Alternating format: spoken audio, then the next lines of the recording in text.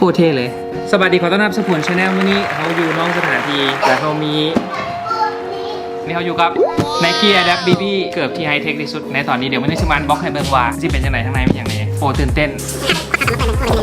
อันนี้เป็นกล้องมันทั้งเทิงทั้งข้างแค่กล้องกับหุ้นซึกหรูแล้วนี่โคตรใหญ่เลยอันนี้เบอร์10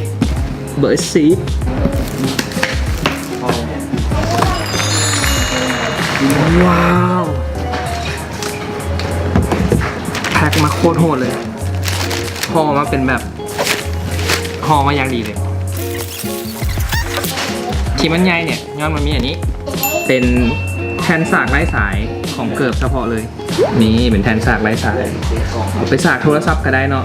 เทคโนโลยีอันเดียวกับโทรศัพท์มือถือเลยแล้วก็จะมีพวกสายสากมาให้อันนี้สายสากหัวสากตาดาอันนี้เนี่ยจะเป็นโซนเมกาเนาะหัวสากเป็นแบบนี้ราคาบูบอกไหมสำหรับรุ่นนี้ราคาเปิดตัวอยู่350เนาะดีเซลตอนนี้กับพวกแพงมาได้ประมาณ400กับ500พวกลาวกับประมาณ500แล้วแต่รุ่นแล้วแต่เบอร์มาว่าพระเอกของเขาละ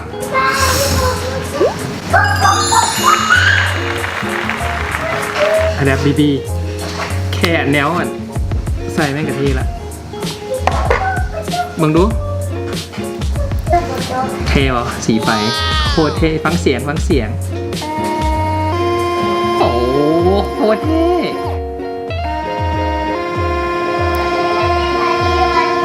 โคตรเท่เลยเดี๋ยวเบิ่งวัสดุก่อนพื้นเป็นพื้นใสเนาะมันจะมีทั้งเทิงมันจะเป็นแพ้2ชั้นชั้นหนึ่งสิเป็นตัวหัดตีลงนะข้างนอกจะเป็นคล้ายๆศพมันจะเนาะพื้นไม่จะคล้ายๆโคบี้ในทั้งหลังทั้งข้างทั้งหน้า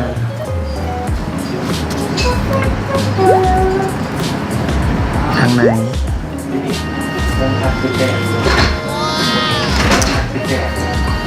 สวยงาม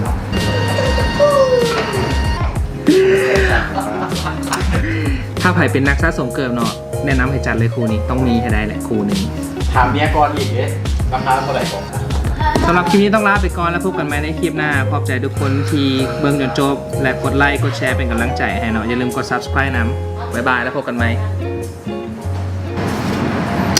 กินโคตรดี